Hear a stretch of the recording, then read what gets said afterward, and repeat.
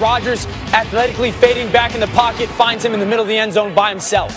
Packers up 20-3. Here's Trubisky, his first start since week 3, 3rd and 17.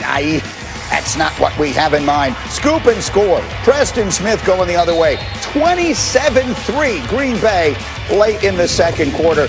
Third quarter, it's 27-10. Trubisky, Dan is going to throw this one into a team meeting. Yeah, Greeny, this is just man-to-man coverage. All you got to do is read that drop-down safety. The in route is wide open, but Mitchell Trubisky's playing YOLO ball and throwing it wherever he wants, equals a touchdown. Then I love the fact that Green Bay comes back, takes their play-action shot. They get the tight end to bend out, cross face to the safety. Easy touchdown for this Green Bay Packers and number 12.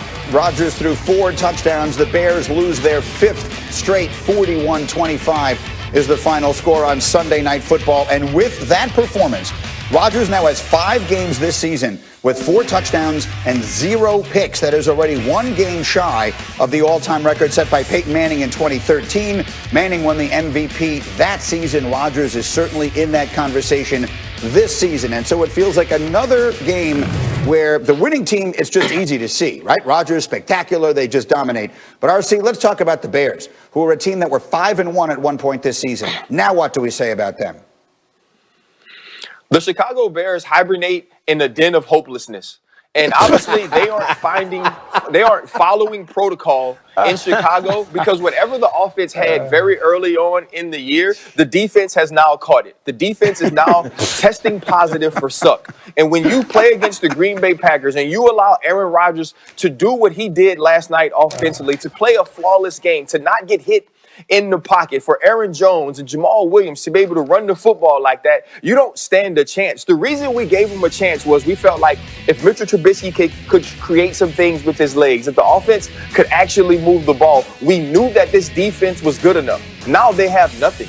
Now the defense has given up. Now the offense is showing you no matter who the quarterback is, no matter who the play caller is, they won't be able to create points in critical moments. And so if you're the Chicago Bears, you pack this season up and you figure out where this started and when you can end it. And you end it as fast as you can. You find a quarterback, you find a new head coach, and you move forward in 2021. Starting to feel that way. I don't disagree. Rex, let me come to you on that defense. Does there come a point where a really good defense watches their offense and just says, you know, I just can't do it anymore. We just give up on this thing here. Is that what you think we see with the Bears defense here? I think we see that with the Bears.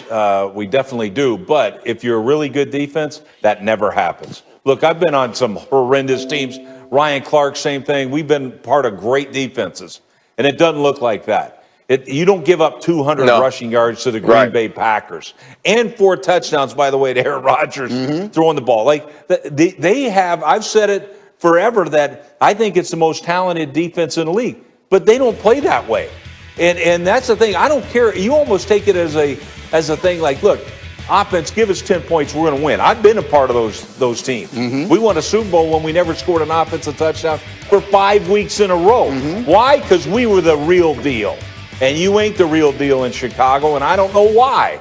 Because you got to take it as almost like a, you know, hey, we can do it, man. I want to show you how big my shoulders are. Put the whole team on our backs, and it ain't happening. Meanwhile, Dan, let me come to you on the other side of the coin here. Aaron Rodgers. I started the conversation by saying he's in the MVP discussion. What are you seeing from him and his team right now? Yeah, the MVP is a 2-man race right now between Patrick Mahomes and Aaron Rodgers. But I'd say 3 things that are really starting to stand out for the Packers as the weeks go on. Number 1, we got to start putting Matt LaFleur into one of the better head coaches in the NFL conversation. The body of work is big enough. He should be in the head coach of the year conversation as well. Number 2, how easy things are looking for this offense. I mean, if you want to watch an offense operate, so much is easy on all the players. And that comes down to having a very clear vision of how to attack the defense, having a very clear vision of what you're good at, and then your guys executing at a very high level. And then the third thing is this. I don't know, outside of Patrick Mahomes and Andy Reid, if there is going to be a quarterback and head coach or play caller that I'm going to trust more as we head into the last 4 or 5 weeks in this season in the playoffs as I will with Matt LaFleur and Aaron Rodgers. Take Mahomes and Andy Reid out. I trust Matt LaFleur and Aaron Rodgers to be completely ready to play in whatever game they have to play in and execute at a crazy high level and make the challenging, big-time, big-moment plays. I think I trust those guys more than anybody left heading into the playoffs outside of Patrick Mahomes and Andy Reid. They're clicking on all cylinders right now. Allen Lazard being back is a huge huge part. And the Packers, if their defense just doesn't stink, are going to be brutally tough to beat. RC, really quick. You played Aaron Rodgers in a Super Bowl when he was as good as anyone's ever been. How close to that does he look right now?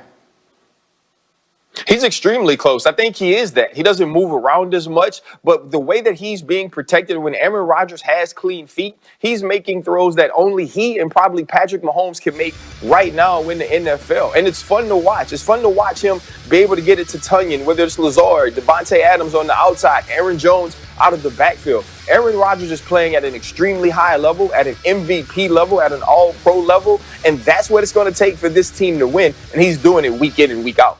Okay, so we begin with Mahomes and Tyreek Hill, spectacular performances. Aaron Rodgers, spectacular performance. How about another one yesterday? And this one from Derrick Henry. All hail the king. Titans, Colts, Derrick Henry ran wild. We'll show you full highlights of this game later in the program, but let me tell you that he ran for 178 yards and 3 touchdowns. He was over 100 yards at halftime, and if they needed him to, he could have run for 250 yards in this game. They were just up 35-14 at halftime. It's not the first time that Henry has filled the stat sheet like this. His third career game with 175 and 3 touchdowns. The only players with more ever are Jim Brown and LaDainian Tomlinson. Pretty fancy company to keep. And RC, you had said before that when you saw the players that weren't playing for the Colts, you knew this was going to happen. Absolutely. The Colts were my pick about until Friday afternoon. Then I hear Oriki's out. You hear Autry's out. You hear DeForest Buckner is out. And I said, oh, no, this ain't the week. This ain't the week that you don't want to be strong in the middle. This ain't the week that you want to be missing players that stop the run. And we saw that right off the bat. The first snap was a 6-yard run off tackle for Derrick Henry, and it continued, and it got worse. When you watch Derrick Henry and the Tennessee Titans play, this is what you know. If they can block him, he's going to go crazy. And that's why I believe he has these huge days against teams that they can dominate. And we saw it from the beginning until the end of the game that led into the play-action game for Ryan Tannehill and A.J. Brown. And when this team can play on script, they're extremely tough to beat, as we saw them do down the stretch of last season. You know, Rex, this is a team, again, that last year got red hot late and made that deep run in the playoffs. Do they look like that again to you? Yeah, they absolutely do, and especially on offense. And Ryan talks about if you can block him. Yeah, this man gets stronger as the season goes on. We saw it all through the playoffs last year, and that's a scary thing. And we know, look, come playoff time, man, I mean, it's all about aspirin and it's about tape. Because it is hard to play those games at that time. You don't want to face this beast. And believe me, they're getting stronger. The thing that I'm encouraged with most, though, out of the Titans is the defense. Because, look, they've been horrendous. The first half of the season, they were absolutely terrible. But they're getting better and better and better, kind of like Kansas City did last year. And to me, that might be a formula where you gotta take this team seriously. Dan, what do you see from Tennessee right now? I didn't hear you, Greeny.